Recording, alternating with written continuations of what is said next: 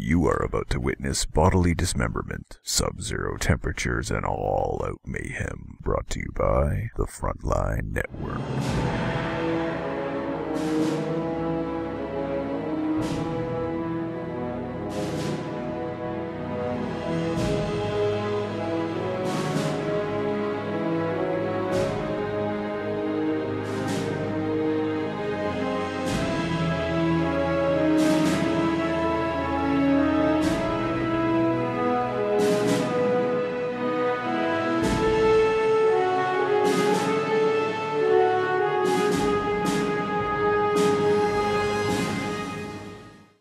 Sup COH fans, and welcome to the 9th Competitive Heroes 2 beta cast, brought to you by the Frontline Network, presented by me, Fatal Saint, and my good friend Tommy. What's up, Tommy? What's up, Fatal? We are here today on Kolodmi Fama Battlefield to bring you another great 1v1 from the Company of Heroes 2 beta, and I believe this was in fact a game from a recent tournament hosted by Ip-Kai Fung, if I'm not mistaken. Yes, that is correct. This is one of the games from that tournament that Ip-Kai Fung actually himself funded and hosted and everything, and he took care of everything, and it was a pretty cool tournament. It's cool to get a small event like that for the Company of Heroes 2 beta, because not only is it a good event to, you know, start getting the competition up a few notches between players, but it also produces quite a lot of good games generally when you pit two good players against each other, and that's kind of what we have today. We have Ahenian playing as the Soviets, and who do we have on the Axis side, Tommy? On the Axis, we have a relatively unknown player, but worthy of note, a guy who goes by the name OMG Pop.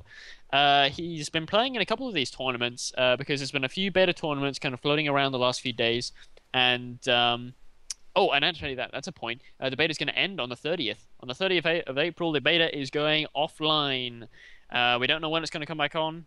We don't know what it's going to be like when it comes back on, but it will come back on at some point after that. But it is going offline temporarily for from April 30th, so that Relic can do all the fixes and stuff, and well, hopefully at least they can do all the fixes that they've been talking about in the last couple of weeks, and do some major pathfinding and Blizzard improvements, among other things. Yeah, they do have an internal beta version that they're running themselves, but haven't released for the closed beta due to stability issues. So they wanna iron out all the bugs that they have in that internal build before they release it to the public. So that's going to be good, I hope, and we are ready to go. Tommy, you good? I'm ready. At the 5-second mark, unpause in 3, 2, 1, unpause. 6, 7, 8, 9, and 10. And as always, it's always good to see two new players on this map playing it out against each other, and for some reason I guess that OMG Pop decided to retreat his pioneers after sending them out. I'm not exactly sure if that was a misclick or something, or he decided to do something else. Well, that's gonna put him behind at 10 seconds or so, because the combat engineers for Ahenian is already capping his munitions, so he's favoring to go for the munitions outside of his base instantly. He's built his conscript squad, is heading onto the field right now. Generally, when I play on this map, I always send my starting unit down to the south fuel, because I wanna try. You can actually connect that with only one strategic point, because the sector goes all the way up to the center almost. So you only have to cap your so-called cutoff to connect that fuel. So all you need to do is get your combat engineers, for example, if you're playing Soviets, go grab that fuel and take your first Soviets, grab the cutoff, and you got some nice steady fuel income early in the game. We have some very interesting stuff from OMG Pop so far this game. Now, up until now, if you look back at all the 1v1s that we've casted, if you look at the Austere players, they're still stuck in old Vico mode. They do 1 or 2 pioneers, they put down their tier 1, and they begin to start making their way to Grenadiers and MGs, and then they go to tier 2. It's all very conventional stuff. OMG Pop, however, he is obviously not a man of convention, and he's done a 3 pioneer opening and no tier 1 building, but he is teching tier 1 right now. Tier 2, in fact. He's doing that first battle phase, and he's going to be ready to start building his tier 2 very shortly. Kind of reminds me of the alpha, when certain tier 2 units were a bit more powerful than they are now, especially the armored car, for example, for the Austere faction. It was a little bit more powerful, especially with the upgun. The upgun has kind of been changed now to a more of a almost exclusively an anti-vehicle gun instead of being a mix of the two, which it was in the alpha, where it could handle infantry almost as good as the unupgraded scout car or the armored car for the austere faction. Now when you buy the up gun, you kind of sacrifice the anti-infantry capabilities on it a little bit. So you tended to see a lot of these straight to tier 2, pyro spam into tier 2 and then get a quick armored car and then just roll onto the field and demolish all of the conscripts. But that has changed, so the armored car is not that, miracle vehicle anymore that can do everything as long as you give it an auto cannon. Now it's, you have a choice. Either you get the autocannon to counter scout cars, for example, for the Soviet player, or you leave it as a scout car without the upgrade, and then you counter the infantry. Now OMG Pop is doing this a little bit interestingly. He only did a 3 Pioneer opening instead of the kind of conventional, as you said, a lot of people used to just spam Pioneers and you get 4 or 5. He's just gone for the 3, which is probably a more sensible way to go about it if you're going to do this kind of tier 2 rush strategy, because those Pioneers, they're not very strong. They pretty much lose to any other infantry in the game. So you don't really want to build any more of them than is strictly necessary. But we have the tier 2 building up now, and we're only at the 3, just past the 3-minute mark. And the first Panzer Grenadier squad is going to be hitting the field. And I'm wondering right now whether Ahinian has twigged. I mean, he hasn't seen any tier 1 units, so he's got to be thinking there's going to be some kind of fast tech going on here. Yeah, he's gotta be suspecting something weird is going on. He's seen no Grenadier, he hasn't been suppressed by an MG. He keeps seeing Pioneers all over the place, decapping his points and getting forced off the field. We did actually have a quick tech to Molotov cocktails for Ahinian. He threw one in that small shack which housed the Pios for a while. They were trying to hold out there, but they were forced off due to the Molotov cocktail thrown into that building, setting it ablaze, making those Pioneers cry flaming bloody tears apparently, so they had to get the hell out of there. But yeah, as you say, Panzer Grenadiers gonna hit the field now, and conscripts without any form of upgrades. This is way too early. We don't even have 1 CP yet, so you can't unlock a buff ability like Hit the Dirt, for example, which is very common right now in the beta. The Hit the Dirt ability is a very powerful ability. Panzer Grenadiers just swarming down the middle here. Those MP44s are so powerful. I mean, the unit itself, it's not only strong, but packs a lot of damage. It's almost like a sort of a Knight's Cross squad from the original game. It's not unlike that. And actually, even though OMG Pop has lost virtually all the territory besides just 1 point outside his base, you can sort of tell he's not too worried. That he's probably well practiced in this strategy, because now he's going directly for the enemy cutoff, not bothering trying to cap any of the fuels or connect them himself, but going directly for the jugular right here, because he knows that he is at his most powerful with this new tech just hitting the field. We have a first reaction replay from Ahinian. He's got that flamethrower out, but look at it, getting focus fired down by that Panzer Grenadier squad, which is now having to backpedal away from these 3 conscripts in the middle. Yeah, even though Panzer Grenadiers are very, very powerful, when they're outnumbered like this, 3 conscript squads to 1 Panzer Grenadier, they're still not going to win. With a decent amount of focus fire, they're going to go down. The Flamer combat engineer almost gets taken out by a Pioneer squad from OMG Pop, decapping the munitions for the Soviet player right now. And look at all of the territory right now. He's went for both of the cutoffs, cutting the Soviet player Ahinian off all the resources that he captured in the early game right now. He's losing everything. He's got no income now, +6 munition and +4 fuel. It has, however, netted him quite a hefty fuel bank right now, with 100 fuel in the bank. Lots of Panzer Grenadiers now out for OMG Pop. He's got 3 of them. He's actually cut off his opponent. They're both basically cut off from everything. Yeah. It's a really strange map right now. But he's now in the position he has the fuel to start getting himself an armored car, which sort of makes me think, a potential Soviet counter to this, because no Grenadiers means no Panzerfausts, and in fact, well, unless OMG Pop wants to shell out for double Panzerschrecks, which would seem a little bit overkill, you would think a good counter to this might be one of those light scout cars. An open top with a flamer inside could be very deadly. Oh yeah, that's usually what you see happening when there's Panzer Grenadiers and Pioneers somewhere. That's usually the target for the scout car, because they don't have, as you say, like the Grenadiers, the Panzerfaust. So they always the good Soviet players always focus down to hunt down Panzer Grenadiers and other things that can't really protect themselves unless they have Panzerschrecks. So we do have the first blizzard setting in now in just above 30 seconds. That's going to let both of the players kind of recoup their losses a bit and, you know, hang around the campfires, not to freeze to death, and hang around in the buildings here. And it also decreases the visibility quite a lot. So it's going to be interesting to see if, you know, just surprise attacks all over the place when something comes into line of sight. And we could well be in store for a surprise attack. And actually, this is a perfect timing. You can tell OMG Pop has done this a fair few times before, because he's gotten himself his 3 Panzer Grenadiers. He's now building his half-track. And we were talking about the half-track last time. The cost is 125 munitions, isn't it, for the Flamer upgrade? 120, I think? Somewhere 120. along those lines, and yeah. how much munitions does OMG Pop have? He's just gone past 136. So the timing is perfect. He just had the fuel and he just has the munitions at the perfect time. So that half-track is now coming out, and he's going to be able to start upgrading to those Flamers, and that is going to be so incredibly powerful because...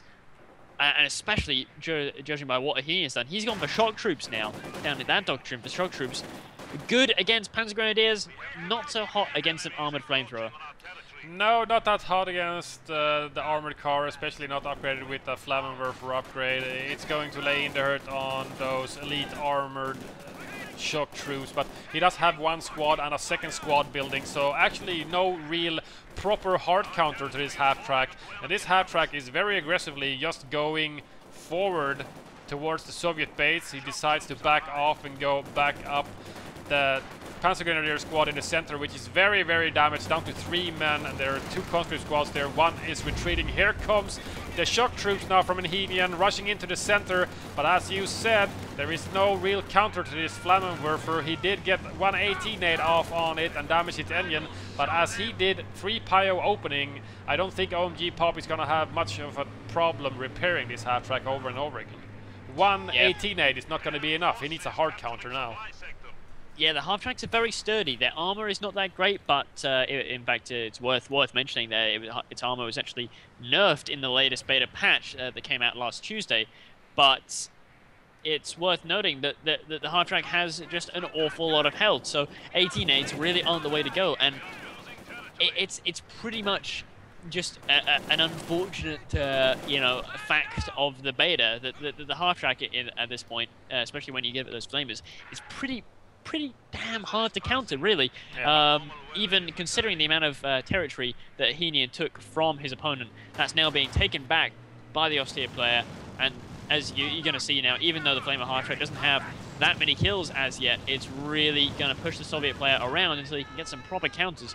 Because, as you said, you just can't make do on 18 nades. Nah, at best, it's basically just an annoyance to the half-track getting the damaged engine, so it can't pursue your units if you spread out over the map and try to gain some form of map dominance. All that AT nade does is actually slow down the half-track for a while until it gets repaired again, and then it can start harassing all of your units 1 by 1 when they catch you off guard somewhere capping on the map. So, you know, you really gotta get some form of a hard counter now, or just stay away from the half-track as much as possible. But it's really hard because as long as it's got its engine, it's a really speedy half-track. It's a really speedy vehicle. Not so speedy now with a damaged engine. After 2 so much damage, that conscript squad. Oh. But it just 3 is not enough. He's going to try and keep that last conscript squad in the fight. But I don't know if it's going to do the trick. Those Panzer Grenadiers are just too powerful at close range. It's just an awfully powerful combination. He does lose a Panzer Grenadier squad down in the south. A bit sloppy there from OMG Pop, but you know that's the thing. You've got to counter this super tough infantry in the form of the Panzer Grenadiers. That requires shock troops or guards at a bare minimum. And I find guards a very good counter to this Flammenwerfer rush. Oh my God, did you see that bundle, Ned? I saw it. It was very painful. He might lose this Vet 2 conscript on retreat. The Panzer Grenadiers are pursuing him, and it takes him down. So 1 Panzer Grenadier down for OMG Pop, but at the same time, a double Vet conscript squad goes down for Enhenian, but his force is still just infantry. He's got 3 conscripts, a Flamer combat engineer, and those 2 shock troops, 1 upgraded with the PPSH upgrade. But apart from that, he's got nothing. He's got his tier 1 up as he's building his shock troops from that, and he's now also building his tier 4, I believe it is. So he's gonna be possible with the fuel he has right now after constructing that building, which is 55 with a 10 income. He's gonna be able to afford the Su-76, and that's gonna be a good counter to this Flammenwerfer. But the problem now is that there is more AT on the field, or there is AT on the field, proper AT now, from the Austere player OMG Pop in the form of a pack. So, you know, even if he builds tanks now from his tier 4 building, he's gonna have to stay away from the pack. So if he backs up the Flammenwerfer with the pack, the Axis player here, it's gonna still be very hard to counter for Ehenian. He just needs counters to too many units right now. It's the perfect storm, really. He's got to counter this very tough infantry. He's got to counter this light, mobile infantry roaster.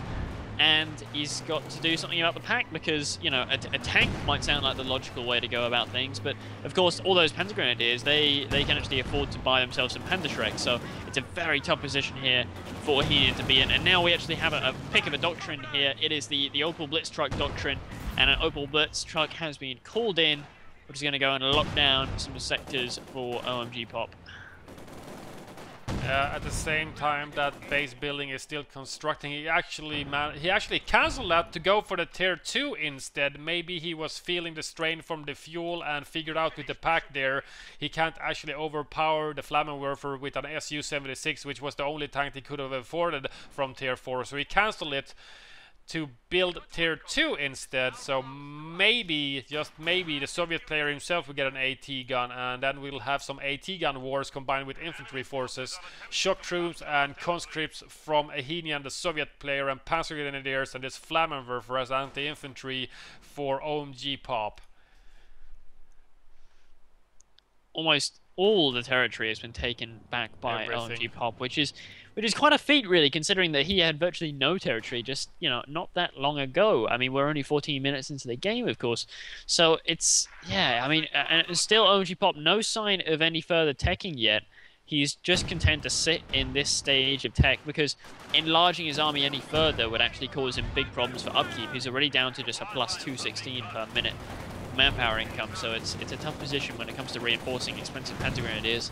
Not only the Flammenwerfer Vet 2 now for the Austere player, also one of the Panzer Grenadier squad hits Vet 2, and that conscript is shot down, cut down on retreat by all of these Panzer Grenadiers and the Flammenwerfer. We do have a Molotov cocktail going into the building with a Pioneer squad with a flamethrower. He vacates and leaves that house down to one man, but doesn't retreat. At the same time, one of the shock troops are actually pursuing the pack, kills the third guy on the pack crew. He just needs to pursue them. Look how speedy those shock troops are. Yeah, very quick, even without those SMGs as well, doing it good enough damage to decrew the pack.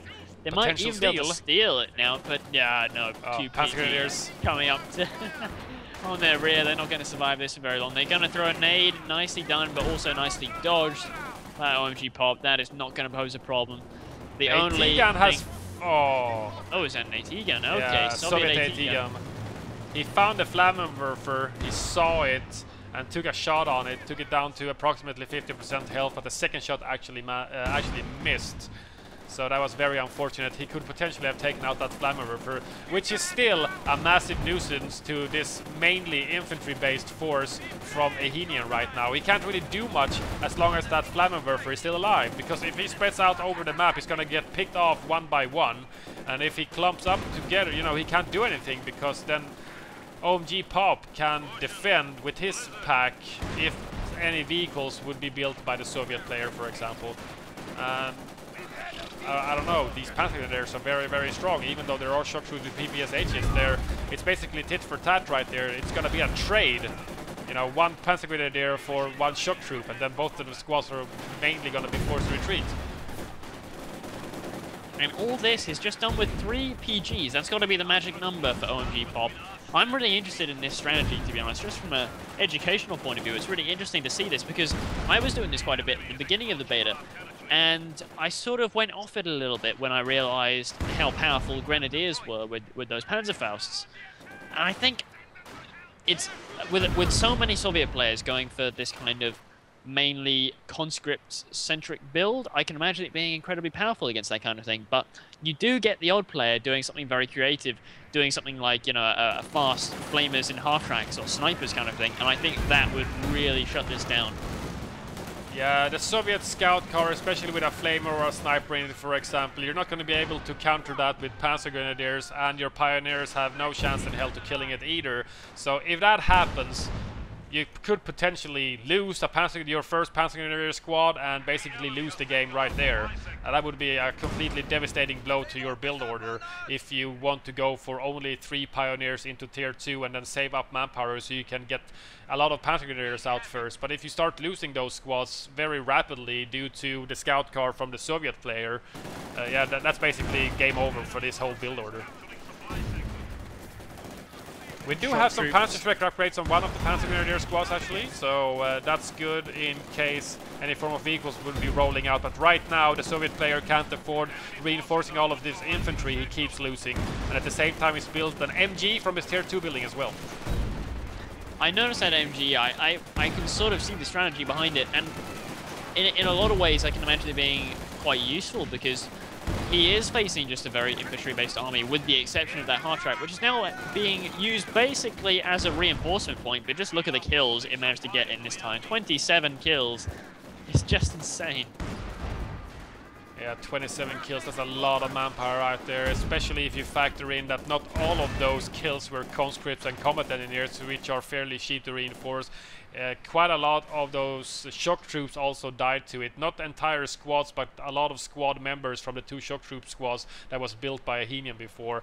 But I feel that this build order is really good for those against those Soviet players that do builds like Ahinian has done here. You know, 4 conscripts into elite infantry, and flames just completely nullifies these elite troops like the shock troops. But the problem is still if you have a player go for guards, for example, as they come out with the PTRS anti-tank rifle, then the half-track kinda has to stay away. You can force off 1 squad, but if you get 18-aided plus getting shot by a guard squad with PTRS rifles, then it's basically game for the half-track. So you gotta be careful with this kind of build order.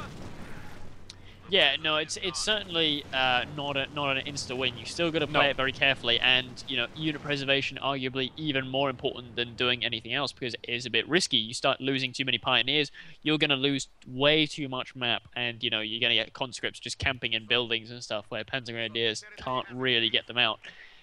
You know, they have those bundle grenades, but they don't. But if you lose a lot of pioneers, you're not going to have access to flamethrowers or any kind of reliable building clearance. Yeah, you might not even have availability of munitions if you lose a lot of the map in the beginning, which you should be doing considering you've only got the 3 pioneers in the very early game. And against conscripts and even combat engineers, the pioneers generally lose out every time. Look at that nade! Nice use of Ura to try and get away from it, though. He only lost 1 man on that conscript squad. It is Vet 3, however, so it's a very sturdy one. Look at that. Church is just it's on fire. The building itself is literally torched. You can see the whole thing is it's actually burning down. Massive infantry engagement in the center with all the Panzer Grenadiers, and the AT gun is forced back, and then the Flammenwerfer comes in from behind the building after flaming out that MG. Vet 3. Oh, he loses the shock troop squad, so you know, it's not looking really good for Ahinian right now. This tactic kinda caught him with his pants down, I think. I don't think Ahinian was expecting something like this. And that's the thing, you know, that's what's so nice about betas, and we found this from, like, if anyone played the old the beta for Vico when it first came out back in 2006, or if anyone played just any of the betas for any of the patches, like the 2.602 patch. It's so interesting to see how people react to the new things and what kind of strategies they come up with. That's my favorite part of the game, is like build orders and stuff like that, because and look at that church. It's still on fire. It took a torching and it's been on fire this whole time. Look at that, it's literally collapsing. To pieces. You can see the dead bodies inside. It's gonna go down in a second. It's gonna actually collapse from the flames, unless a blizzard comes along and puts it out. Yeah, that's a possibility, I guess, but I don't think it's going to last that long for another blizzard. It's just falling to pieces. Very slowly and steadily it's falling to pieces. There it goes! The roof collapses in completely, and that building is now completely unusable.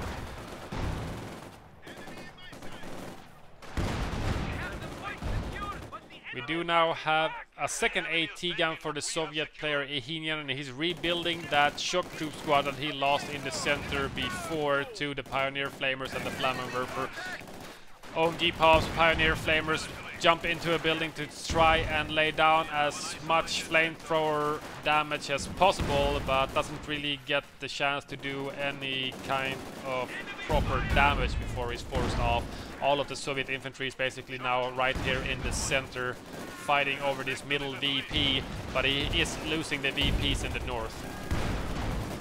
I do get the feeling that he is beginning to stabilize. He has enough veterancy and enough firepower to begin to actually start holding back these P-Grens. But I think OMG Pop, he's got a fair few tricks up his sleeve. Not least the fact that several minutes ago, in fact, he unlocked the Tiger and he tech tier 3. All he's left to do now is tech tier 4, build tier 4, and then he will have the biggest and most powerful tank in the game. There's still a possibility of a comeback from both players. We do have the IS-2 unlocked for the Soviet player, but at this time he cannot afford actually building the buildings. Nonetheless, building the tank after that, because he's been... Oh my god! That was a nice bundle! Not only a nice bundle, that was a really, really nicely placed bundle and timed bundle. That was bloody awesome.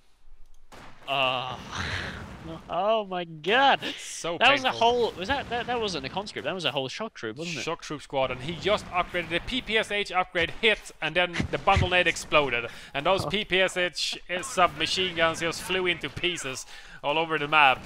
That was basically it for that shock troop squad from Ehinian.